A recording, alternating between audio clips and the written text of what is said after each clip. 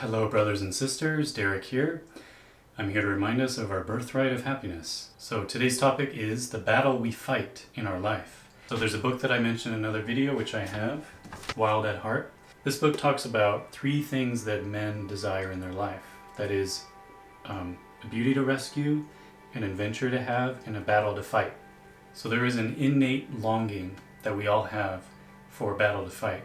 And we can see in our movies, in our media, there's always an antagonist and a protagonist, and there's a problem, there's a dilemma that they have to solve, right? And more often than not, the people are rooting for the good guy in the story. This is just human nature, so this tells us that human nature is still overall good, right? So let's say there's a movie, and there's 2 characters, and both of them are given equal screen time. One of them is an underdog, and he's always doing right, he's always doing good. And the other character is the opposite. He's always doing bad, he's always lying and stealing, tricking people. So, who do you think that people are going to root for? Well, most likely they're going to root for this guy, as long as he's not like a very unlikable character, okay?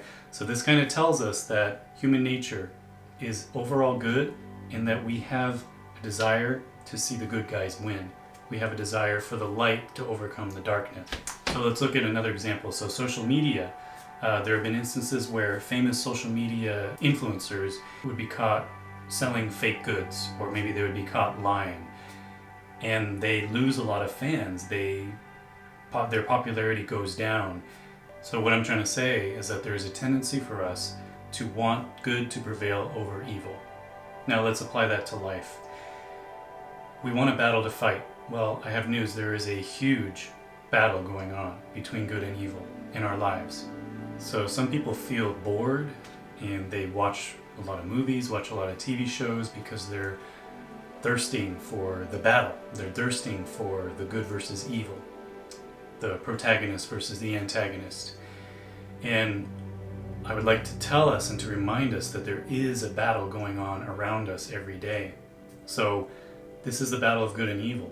I believe anything that takes away joy, anything that takes away our real joy in our hearts, not the things that we are deceived into thinking bring us joy, the things that we truly want in our desire, in our lives, anything that deprives us of hope, anything that is not faith, that is not done in faith, in joy. So my news to you is that we are actually in a battle every day, a spiritual battle.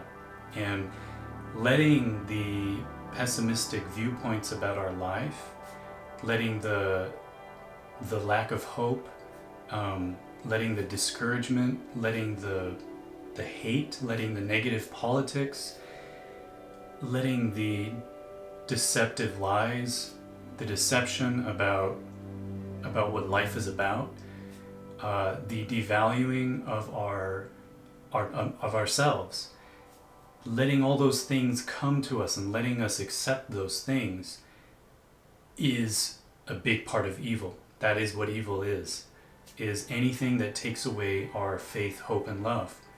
So the way that we combat evil is to be the light and to let our souls, let our light shine, let our happiness shine. And the more we do that, the more that we are making a difference in the world, the more that we're giving hope to others by setting an example.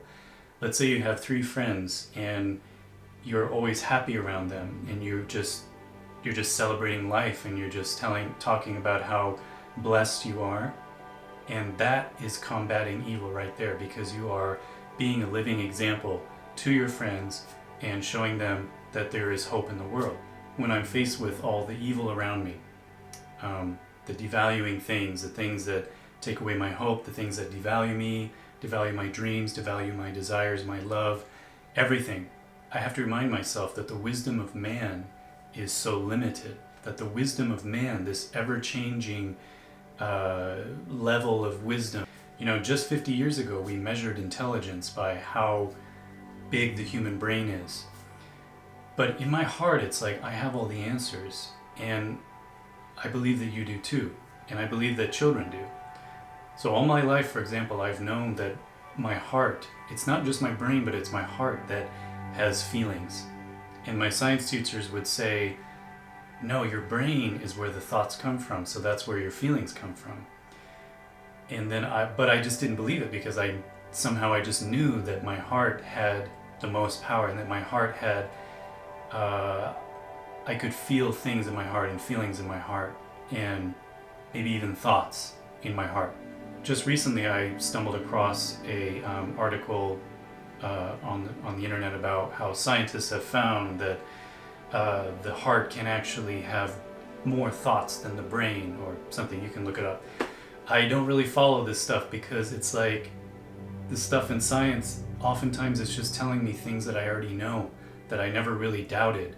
What I'm doing with these videos, in my opinion, is fighting evil and trying to be a light and trying to give people hope through setting an example, through just sharing things that I've learned and great news with people. So I want to have a word of encouragement to anyone that feels bored, or that feels that they have to go into an imaginary place in order to have the fulfillment of this battle, this evil, good and evil battle in their life. Because it's actually there, and anytime that you are doing something that brings others hope and joy, and anytime that you yourself are joyful and having hope in your life and believing in good things to come and acting as such through your actions, you are battling evil. So I wish us luck in our battle against evil in the world, and thank you for watching this video. I hope it brought some light into your life, and have a good one.